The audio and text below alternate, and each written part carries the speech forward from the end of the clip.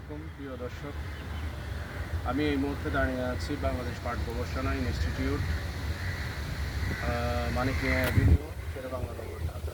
এই পাট গবেষণা এটা হলো রেসিডেন্টের ভিতরে একটা ফুটপ্রিন্ট।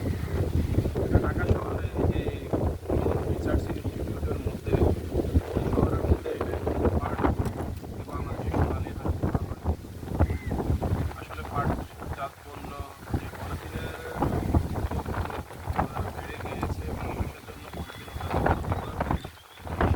পাটের দূরত্ব যেন আবার পুনরায় ফিরে আসে। আমাদের সবাই বেশি করে পাটজাত পণ্য ব্যবহার করবো আর যেন পাটের সেই সোনালী সমস্যা আবার ফিরে আসে। তার পরিশেষে একটা কথা বলবো, যত্রতত্র যেভাবে পলিথিন, যে আধুনিকতার ছোঁয়ায় পলিথিন আজকে উদ্বুদ্ধ হচ্ছে মানুষ, অল্প সস্তা দামের কারণে কি পলিথিনকে বেশি আপন করে নিচ্ছে প্লাস্টিক জাতীয় পণ্যগুলো। এই প্লাস্টিক কিন্তু মানুষের মানব দেহের জন্য অনেক ক্ষতিকর।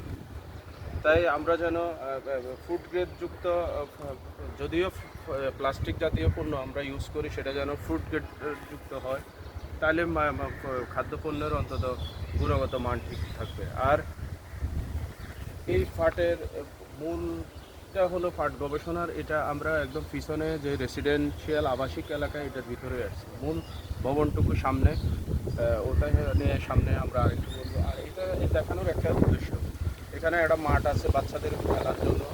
এখানে মাঝে মধ্যে আসে বিভিন্ন ধরনের ক্রীড়া প্রতিযোগিতা হয়, বিশেষ করে আন্তঃমন্ত্রণালয়ের খেলা হয় এখানে, আর বাকিটা নিজস্ব হয়।